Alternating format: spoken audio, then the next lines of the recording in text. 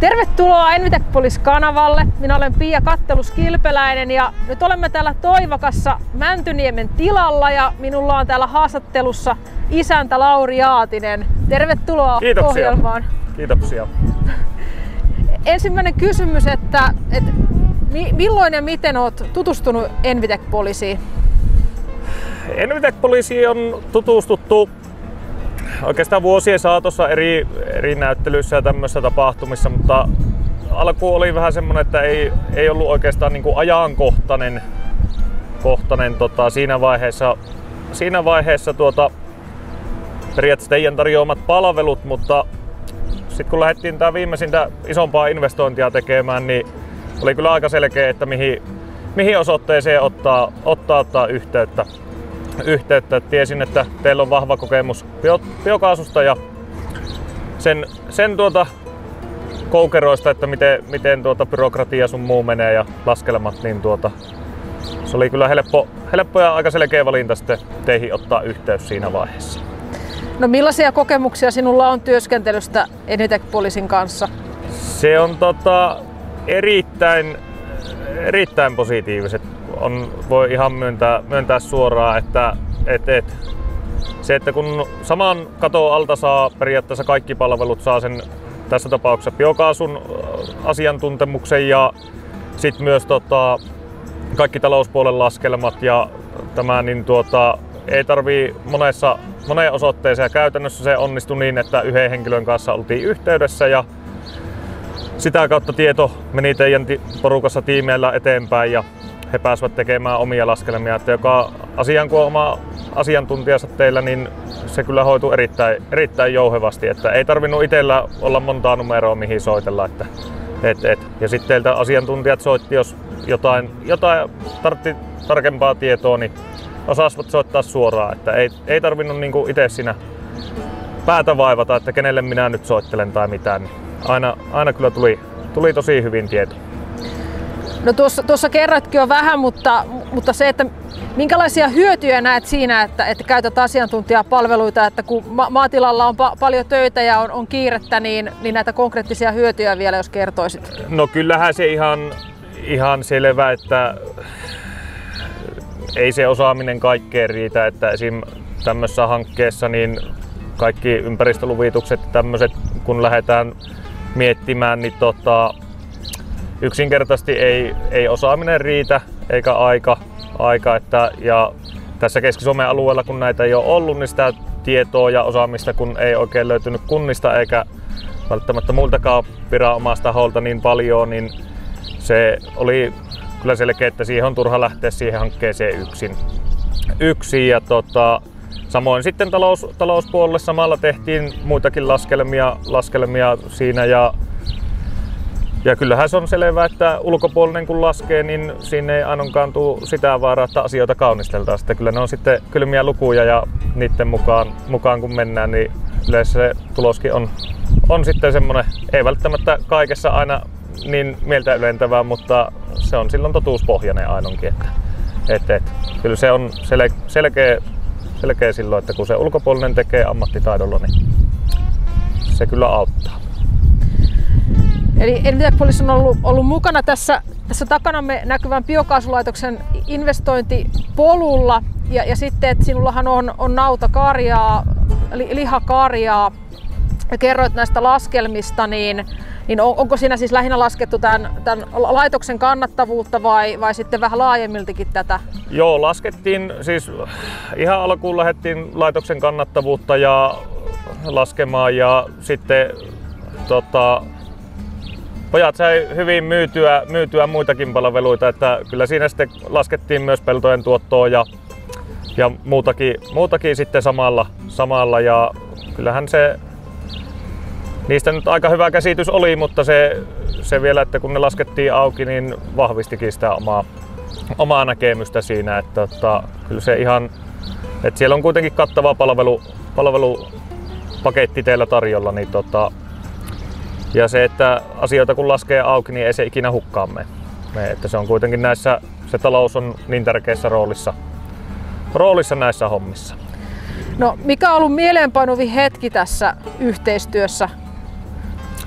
Kyllä, se taisi olla tuossa joulukuun alkupuolella tämän hankkeen suhteen, eli mennään toista vuotta taaksepäin, niin kun viranomainen ilmoitti ja pyyhki meiltä vähän niin kuin matoa alta koko hankkeesta, ja siinä viie aikaan iltapäivällä, kun Tontsan kanssa soiteltiin, teidän työntekijän kanssa soiteltiin ja todettiin, että mitäs me nyt tehdään, ja melkein lyötiin jo hanskat tiskiin, mutta kyllä me sitten ruvettiin laskea ja viikossa laskettiin koko paketti uudelleen, että sen saa onnistumaan, ja ei se Tontsakaan siinä paljon kelloa katsellut, että mihin aikaan se ja kuinka paljon se töitä tekee, että mikä luvattu, että hommat lasketaan, niin ne tehtiin just silloin kun se aika on, ja kyllä se sanoo itsekin asian muistavansa hyvin, että saatiin niin sanotusti kylmä suihku vasten kasvoja, mutta niin siitä selvittiin, kun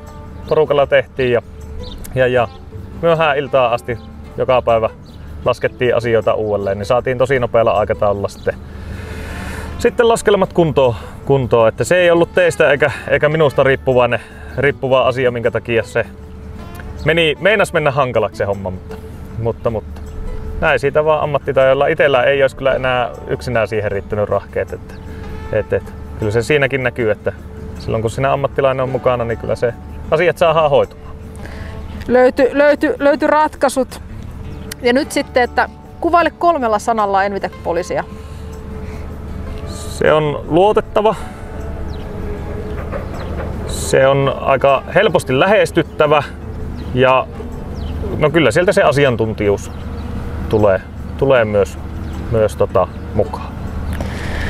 Sitten muutama sana tästä laitoksesta, niin kerrotko vähän, että mitä syötettä käytetään ja sitten, että reaktorin kokoa ja tuleeko lämpöä, sähköä ja sitten teknologiatoimittaja? Joo, eli tehtiin tuommoinen 1100 kuution reaktori tuohon Demekasen toimitti, ja syötteenä on tällä hetkellä pelkästään naudan liete ja tuotetaan sähköä ja lämpöä. Käytännössä lämmön tuottoon riittää pelkkä sähkön tuotannossa syntyvä hukkalämpö, eli varsinaista erillistä lämmöntuotantoa siellä on mahdollisuus, mutta ei sitä tarvii, että viime talvi mentiin pelkällä hukkalämmön voimalla jo, että se oli marraskuuta suunnilleen, kun saatiin laitos käyntiin,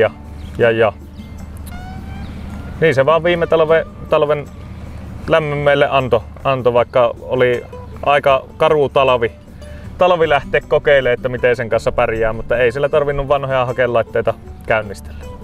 No onko tässä laitoksessa jotain semmoista uutuusarvoa, jonka haluaisit mainita?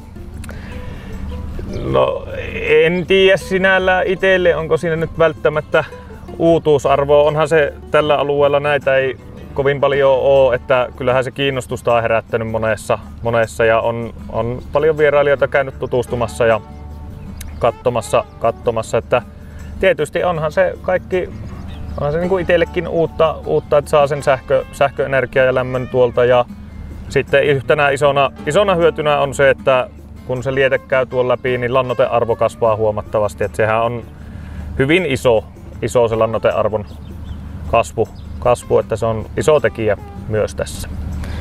Joo, ja nyt vielä vähän paluu taaksepäin, että kerro nyt, että miksi päätit lähteä investoimaan biokaasulaitokseen, mikä oli se ajuri siinä? Se on oikeastaan ollut monia kymmeniä vuosia tilalla ajatuksena ottaa tuo biokaasu vanhan isännän aikaa jo, ja kai se sieltä vähän niin kuin tarttuu itteekin, että se kiinnostus jatkuu, ja vuodesta 2018 ollaan pyöritetty vaimon kanssa tässä tilaa, ja se on koko ajan ollut mukana ja laskelmia on tehty erilaisia siitä, ja sitten se rupesi näyttää, että se voisi olla ihan järkevää taloudellisestikin mahdollinen, mutta vähän jätettiin vielä hautumaan, mutta kyllä se oikeastaan sitten tuo korona ja viimeinen oli tuo Ukrainan sota, kun kaikki hinnat hyppäsi, energiahinta ja lannoitteiden hinnat, niin se oli semmoinen viimeinen niitti, että se tehdään, että se luo kuitenkin pitkässä juoksussa semmoista vakautta, että ei enää energia- ja lannoitemarkkinoiden heilahtelut ihan samalla lailla kolaha sitten suoraan, että saadaan pitkän aikavälin vakautta tilalle sitä kautta. Kerroitkin tuossa jo niitä konkreettisia hyötyjä, että on nämä talousvaikutukset ja sitten on niin ympäristövaikutukset tämän ikään kuin kierrätyslannoitteen kautta. Mutta onko vielä joku tämmöinen positiivinen vaikutus? No joo, sen verran oikeastaan tuosta kierrätyslannoiteasiasta, niin siis lietehän on käytetty lannoitteena aiemminkin, mutta nyt meillä on ravinteet on kasville käyttökelpoisessa muodossa heti ja laitoksesta tulee ulos sellainen homogeeninen neste, mikä silloin imeytyy paremmin maahan ja on heti kasvien käytettävissä, eli valumapuoli tämmönen vähenee. Ja on toki myös se, että puhutaan lähes hajuttomasta tuotteesta, että se ei enää välttämättä kesälomailijan päivää pilaa, että viereiselle pellolle ajetaan lietettä. Tai se, että on rippijuhlat tulossa. Niin. Joo. Ja nyt vielä sulla on mahdollisuus sanoa lopuksi jotain meidän katselijoille, kuuntelijoille. Ei mitään. Itse ei voi kun suostella Envitec Policein palveluita, että on kyllä ollut tosiaan helppo olla yhteydessä ja asioista puhua ja asiantuntevuus on ollut kyllä kohdillaan, että on ihan voinut julkisesti aiemminkin puhua teidän yrityksen puolesta, että on ollut kyllä erittäin hyvä kokemus itselle ja varmaan tulee jatkossakin seuraavissakin hankkeissa käytettyä. Kiitos paljon haastattelusta, Lauri. Kiitoksia paljon.